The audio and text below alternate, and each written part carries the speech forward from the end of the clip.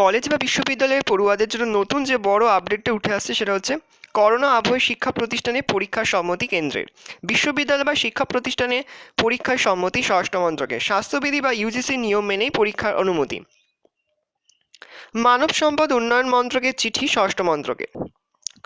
Final semester বা চূড়ান্ত বর্ষের পরীক্ষা হবে ইউজিসির গাইডলাইন মেনেই পরীক্ষা হবে, জানালেন স্বরাষ্ট্রমন্ত্রী।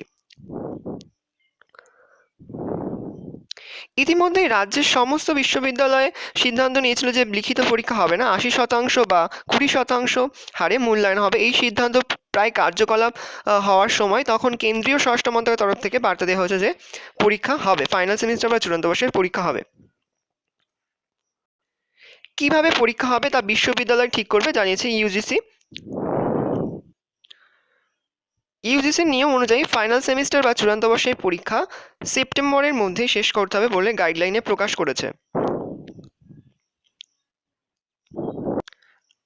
আশা করি ভিডিওটা ভালো লেগেছে। ভিডিওটা ভালো লাগলে ভিডিওটাকে লাইক করবে এবং চ্যানেলটাকে সাবস্ক্রাইব করতে একদমই ভুলবে না। পাশে যে বেল আইকন রয়েছে সেটাকেও প্রেস করে রাখবে, যাতে যখন আমি নতুন কোনো ভিডিও আপলোড করি সবার ফার্স্ট নোটিফিকেশন তোমরা